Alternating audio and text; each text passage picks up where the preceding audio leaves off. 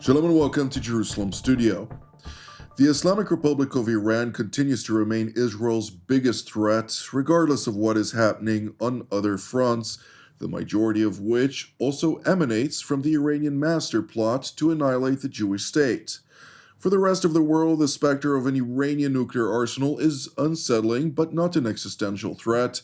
This difference gives rise to doubts in the Israeli camp regarding the Trump administration's intentions. While there are some measures which justify the title, the return of maximum pressure, there are also indications that the White House's preferred option is a negotiated settlement. Joining us today to explore the current status of the Iranian challenge from northern Israel is Brigadier General in Reserve Erik Shafir, who formerly served as an Israel Air Force commander as well as a fighter pilot. It's good to see you, General. Also joining us from elsewhere in Jerusalem is Dr. Rafael Ben-Levi, who is the director of the Churchill Program for Statecraft and Security at the Argaman Institute, as well as a fellow at the Misgav Institute. It's good to see you, sir. Thanks for having me. With me here in the studio is our TV7 editor-at-large, Mr. Amir Oren. Amir, set the stage for us. There is no daylight between the United States and Israel regarding the what. The U.S. administration and the Israeli government are and have been for many years agreed that the Iranian nuclear project should not bear fruit in the form of warheads, bombs, nuclear weapons. Where the roads probably diverge has to do with the how. The Americans under President Trump, but also before him, would rather see a negotiated deal reached with Iran. Of course, the best option would be for the Iranians to unilaterally give up on the quest for nuclear weapons. But this is not going to happen. The people of the bazaar are going to try and trade their concession for something they need, probably in the sphere of economy. So President Trump, the master of the deal, as he sees and portrays himself, would like to renew the negotiations with Iran and get a better deal than the Obama's JCPOA deal of 10 years ago. Failing that, he would like to deter Iran from going nuclear by a credible threat of a military strike, either an American one or at least an acquiescence of an Israeli one. For Israel, it's the other way around. The preferred option is the military kinetic one, and only reluctantly would Israel see the United States and other world powers strike a deal with Iran. Indeed. Well, of course, it's a matter of deliberation since the Trump administration has yet to unveil its whole policy vis-a-vis the Islamic Republic of Iran. Nevertheless, it has began the so-called maximum pressure campaign and is going to gradually but intently enforce this pressure campaign to a point where it will have to come also to a decision whether or not to implement this military threat or to maintain something, at least of a credible nature, that will allow the Iranians to capitulate from their point. Right now, as we see it, the Iranian Foreign Minister Abbas Araghchi already came out and stated that Iran will not negotiate its nuclear program with the current American administration. And on that, Dr. Ben-Levi, I'd like to hear your take on this, since the President Donald Trump has come out and stated that he would much rather see a diplomatic solution, a solution that will not come to bloodshed for the sake of the Iranians, to put it clearly, because naturally the power disparity here is really significant, would be an understatement if we'd use it in one word. Okay, well, I think it's obvious that Trump would prefer to have a deal that, and avoid an actual military confrontation. I think it's would add us insight to remember that during his first administration, he was on the one hand very much supportive of maximum pressure. It took them a while to get there. They debated whether they should, leave the JCPOA for a good year and a half before they actually did it, and then started ramping up the maximum pressure. And even then, at some point, there was a sort of fallout between Trump on the one hand and between John Bolton, his national security advisor, and Mike Pompeo on the other, because the latter two wanted maximum pressure as a goal in and of itself, pretty much, meaning pressuring the Iranian regime is the goal. On the other hand, Trump wanted to raise the pressure in order to have them then come to the table and make a deal, and he sort of believed that that would happen. And he tried to offer them to negotiate on various occasions. That didn't really come to fruition, and then the end of the administration came. And there was also, we were left with a question mark. Was there enough time for the maximum pressure to build in order to really have the effect that Trump hoped? So I think Trump's fundamental preference would be to do the same kind of plan and raise the pressure in the hopes that Iran would at some point come around to have a deal. On the other hand, what I think has changed now is that I do not see a potential, what we call a ZOPA, zone of potential agreement between the sides, because whatever deal, the terms of whatever deal Trump would look for, would be a significant limitations, rollback of where Iran is right now as far as Iranian enrichment and a number of other factors. And it seems to me highly unlikely that Iran is going to agree to any deal that would be acceptable to Trump, much less to Israel. So it's possible at the moment, they're not even willing to talk. Even if they were willing to talk, I think it would probably be used as a strategy to draw out, to draw time, to allow them to advance on other fronts and work on other fronts and keep the negotiations alive. We've seen the Iranians act that way a number of times, and they know how to do it very well. Although I don't think that at the end of the day, there is a potential deal to be had. Indeed. Well, General Shafir, I'd like to hear your take on this from a diplomatic point of view. We do see the Trump administration come in a certain aspect of good faith, saying, okay, we're giving you a chance here to realign with the international community about your nuclear aspirations and to lower the flames by abruptly stopping the belligerence that this Ayatollah regime is fomenting, not only across the Middle East, but also beyond the bounds of this region. But it seems like the Islamic Republic is not uh, too hopeful about the outcome of such a situation.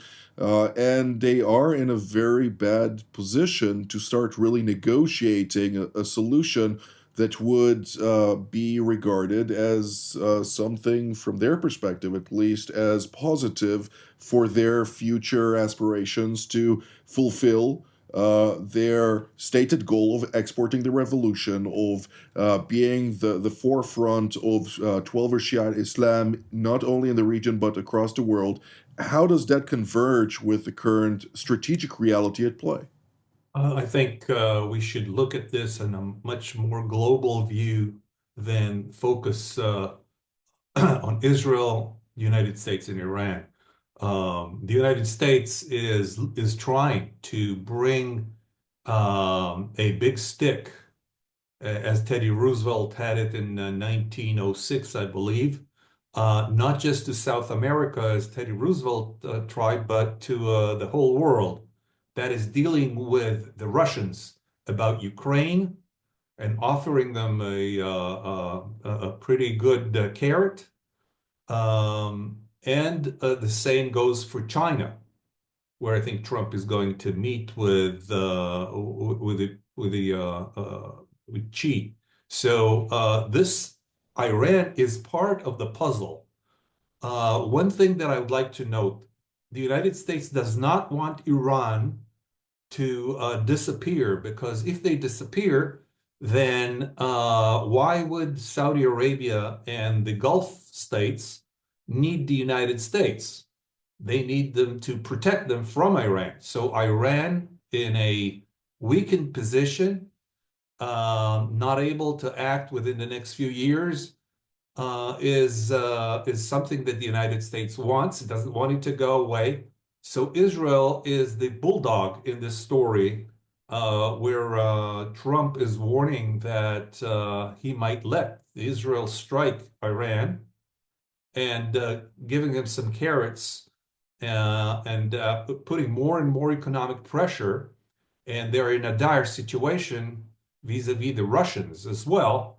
So I think that kind of a game which Trump is playing all over the world is also taken an effect in Iran. So what I think is that they will lay low, they will roll back whatever they need, try to stretch the agreements and get some sanctions off, and hope that in 4 years' time, a different administration would be easier on them. So I don't think we appreciate enough the patience with which the Iranians are acting.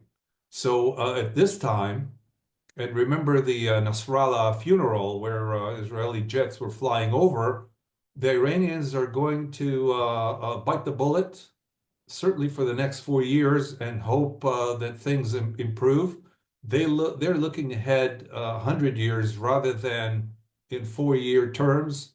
So I think they are going to cave in and try to negotiate their way in some manner that allows them to survive with some type of a nuclear program for the next few years.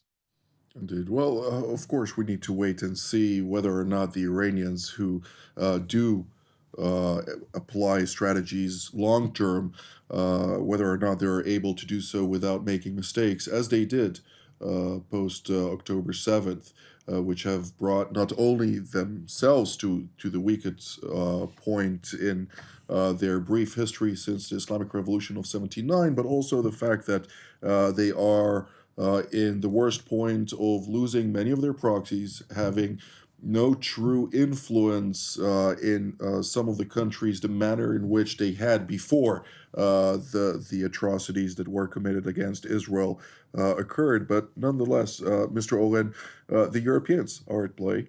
The Europeans seem to be, at least from what I hear from Europe at this point in time, more hawkish than their American counterparts. Well, you know, Jonathan, panel discussions such as ours thrive on conflict between the various participants. And therefore, it pains me to agree with both yourself and Relic Shafir, as well as with Raphael, because Iran is in a position of weakness. The old Soviet term from the Cold War, the correlation of forces, is against Iran. And let me add to what the three of you said, the fact that once President Trump manages to get a deal between Russia and Ukraine, Iran is going to lose its leverage over Russia. The Iranian defense industry sold a lot of goods to Russia and got a lot of political goodwill in return. This is going to disappear.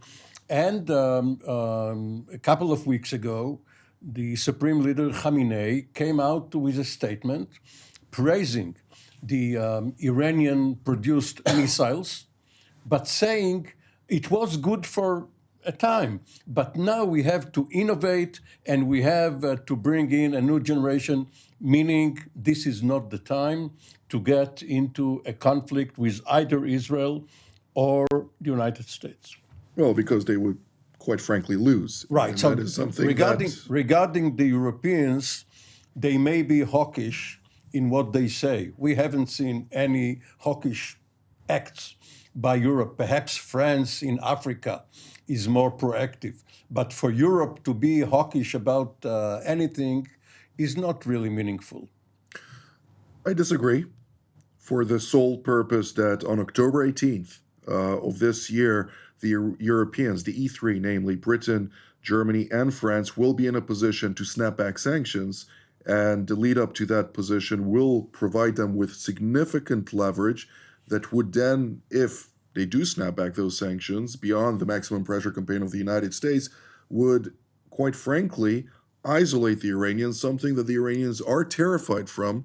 And with that, I thought you meant by hawkish being really militant, not only showing a strong position vis-a-vis sanctions. well, they are also hawkish about if this doesn't end the diplomatic way, military means are on the table. But Dr. Ben Levi, I'd like to hear your perspective on this, since when we're looking at the broad scheme of things, right now the United States is pursuing a grand strategy in which it is seeking to hedge, or more accurately, to separate between the two most powerful rivals within the strategic power competition equation, namely removing China from Russia. And in that context, we see that immediately after the meeting that was held in Riyadh by the foreign secretary and or Secretary of State, excuse me, and the National Security Advisor and the U.S. Special Envoy for the Middle East, Steve Witkoff, we see the Russians sending Foreign Minister Sergei Lavrov to Iran for meetings to further deepen the strategic collaboration, as they put it. Is there something here that we need to be aware of when we're talking about the strategic nuances currently at play? Well, I mean, we spoke about the roles of the different actors. So I agree with you. The role of the Europeans is to replace the snapback sanctions as soon as possible. I think here it's also important to remember that the more effective and damaging sanctions were actually not the ones that were put on through the UN Security Council resolutions, but rather the unilateral sanctions that were placed by the United States. If I go back to 2009-10, when the UN Security Council resolutions were had, I mean, they're good. They're a general framework. They add legitimacy. They allow other countries to get on board. But what really hurt Iran in 2011 and 12 was the unilateral sanctions against the SWIFT, against the Iranian Central Bank. And these are all essentially decisions made by the United States saying if you are doing business with Iran, you're not doing business with us. So choose. And this is what really led to the economic pressure to build up over the course of a year that eventually allowed or the Iranians to start a negotiation. I think the role of Israel's role in this is to be definitely the bulldog. At some point, it might be actually to bite, right? And it's very important that Israel is able to make a credible military threat, because as you mentioned at the outset, there is no other country in the world who cares enough about this issue to actually send forces and take action. And almost everyone is opposed to an Iranian nuclear weapon. The United States, the Europeans, even the Russians will tell you they don't want a nuclear Iran. But no one is willing to take action to actually stop it when push comes to shove, except for Israel. And so Israel definitely needs to make sure it builds up its credible threat. It invests in building up the options that it can do on its own. That if it can receive additional help and whatever technology or munitions it needs from the United States, would help from the United States to be more forthcoming with that, so that then its credible threat would be more credible. And the final thing that we need to remember here is that we should never expect a very clear green light from Washington. It's we didn't have one in 1981. The OSI reactor, which Relic had the honor of participating in. We didn't have a green light in 2007 against the Syrian reactor, where in both cases you could call it like a yellow light, maybe a wink in the case of Syria, right? And I'm not saying we should go against a very clear red light either, but the only thing that will convince the other powers in the world that this is a serious issue is if Israel is really willing to carry through on its threats. And that's what puts the issue on the table. That's what forces the external powers to take the issue seriously and make it a priority for themselves. So I think that's very important that Israel puts itself in that position, is willing to make the threat and make everyone believe that it really will do it. With that being said, of course, the United States did slap Israel with sanctions after bombing the Osirak reactor in the early 80s. So we do also need to keep that in mind. But nonetheless, I must interject. It delayed the delivery of airplanes for about 2 months and then forgot about it and later on said, you know what, maybe it's not such a bad thing that Israel took out the reactor. right. Well, for other reasons also that we won't discuss here. But General Shafil, I'd like to ask you also on this aspect. I personally do not see a scenario in which Israel, um, irrespective of whether it is from the air, cyber, a whole of the defense establishment type of approach towards eradicating Iran's nuclear infrastructure, is not backed by the United States. And quite frankly, I do think that the United States is also preparing for such a scenario, um, which would put Iran in a position to possibly even reconsider its actions in the near future about whether or not it's not better for its own regime survival, which is its top priority, to engage in good faith on the diplomatic file. Is that something that we can potentially expect? Definitely so. As we said before, this is a scissors maneuver, meaning that the United States will put a lot of pressure on Iran on a new nuclear deal, lowering their potential to get to an A bomb or an H bomb. They claim that they're looking for ways to have nuclear plants, energy plants, which is kind of strange for a country that has a lot of oil. But let's say that this is something that the world community can't really oppose. So they will have to prove that this is what they're going to do. Otherwise, the United States might unleash the bulldog into a coordinated attack on some of the nuclear sites and maybe as a warning, hit some of the economic areas that are important to Iran, such as the Kharj island that produces or ships a lot of oil. Iran is not in a good position to threaten its neighbors as it did before. And so I think it's conceivable that Israel will hit Iran either on just on the nuclear or the nuclear and some economic sites, energy sites, as a result of a failure by Iran to come to terms with the United States. So I think this is possible, and Donald Trump looks like he is enjoying using those kind of tactics of threat and appeasement, the carrot and the stick, both inside the United States and outside. I do think one point that I think should be noted, the implications of an Iranian breakout to a nuclear weapon would have such severe consequences on the Non-Proliferation Treaty, which would then drive the Saudis, the Turks, even the Germans, who have already held for the first time this past year deliberations on whether or not Germany should break out to nuclear weapons, something that was unheard of just a couple of years ago. This should raise concerns not only in Israel, but all over the world. And this also may raise the discussion point in countries where it's taboo to speak about nuclear weapons, such as Japan, for instance. So there is much to consider here. We have less than 2.5 minutes for this panel now left.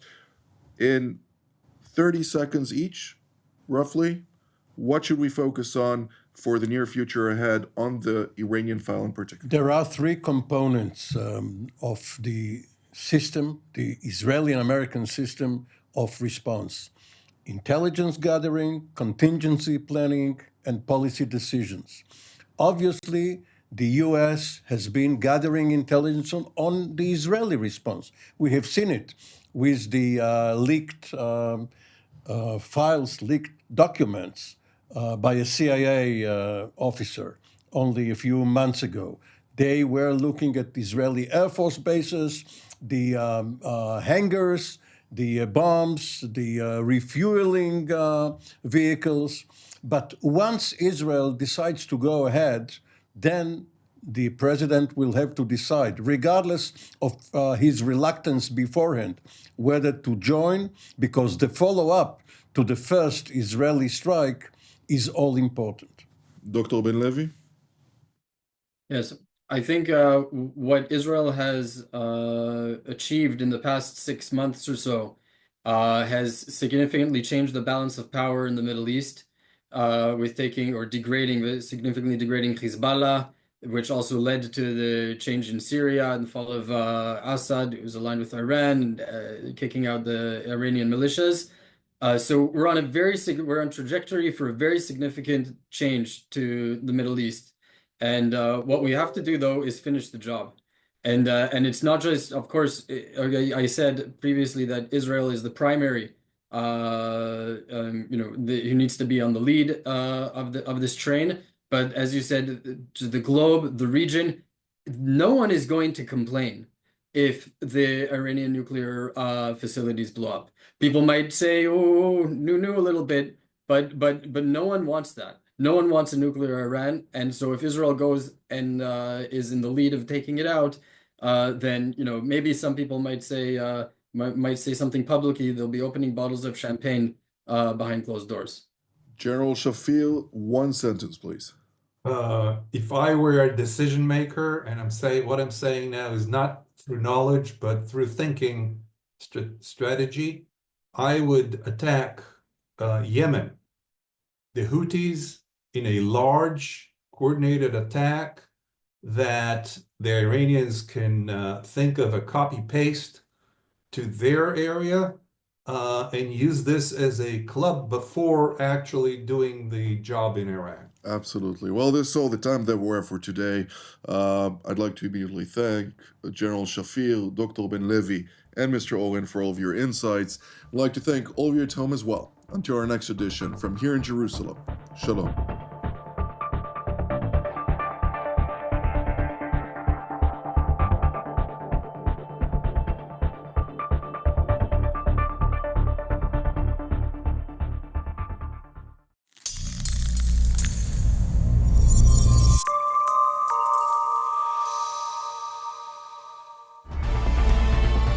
Jerusalem Studio, now available on Spotify.